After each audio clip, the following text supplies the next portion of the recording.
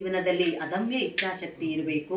ಯಾವುದೇ ರೀತಿಯಿಂದ ಅತಿಯಾಗಬಾರದು. ಕಾರಣ ತಪಸ್ಸಿನಿಂದ ಬುದ್ಧನ ಜೀವನ ಅಸ್ಥಿಪಂಜರವಾಯಿತು. ಬುದ್ಧನ ಮೆದುಳು ಅತ್ಯಂತ ವಿಕಾರ, ಇಂದ್ರ ಮತ್ತು ತಂತ್ರಗಳು ಇರಲಿಲ್ಲ. ಸಮಚಿತ್ತ ಅದ್ಭುತವಾಗಿತ್ತು. ವಿವಿಧ ಯೋಗ ಮಾರ್ಗಗಳ ಒಳಿತುಗಳನ್ನು ಗ್ರಹಿಸಿಕೊಂಡು ಲೋಪದೋಷಗಳಿಂದ ಬುದ್ಧ ಮುಕ್ತನಾಗಿದ್ದನು. ವಿಚಾರಶೀಲನಾಗಿದ್ದನು. ಪವಾಡ ಸಿದ್ಧಿಗಳಿಗೆ ಮನಸ್ಸು ಕೊಟ್ಟವನಲ್ಲ. ಪೂರ್ಣ ನಿಸ್ವಾರ್ಥ ಲೋಕ ಸಂಗ್ರಹಕ್ಕೆ ಅವಿಶ್ರಾಂತನಾಗಿ ಭಾವಾವೇಶದ ವಿಕಾಸವಿಲ್ಲದ ಭಕ್ತ ಸಿಗುವುದು ಅಪರೂಪ.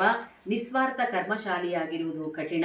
ಒಬ್ಬ ವ್ಯಕ್ತಿಯಲ್ಲಿ ಈ 4 ಯೋಗಗಳ ಸಮನ್ವಯ ಕಾಣುವುದು ದುರ್ಲಭ. ಬುದ್ಧ ಇಂತಹ ಅಪರೂಪದ ಮಹಾಪುರುಷ.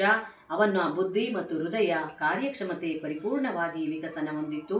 ಅವುಗಳಲ್ಲಿ ಸಮನ್ವಯ ಇತ್ತು. ಆದ್ದರಿಂದ ವಿವೇಕಾನಂದರು ಬುದ್ಧನನ್ನು ಜಗತ್ತು ಕಂಡ ಮಹಾನುಭಾವ ಎಂದು ಕರೆದರು. ಇಷ್ಟು ಆರೋಗ್ಯಕರ ಮನಸ್ಸಿಗೆ ಸಂಬಂಧಪಟ್ಟ ವಿಚಾರ ಬರೆಯಲು ನನಗೆ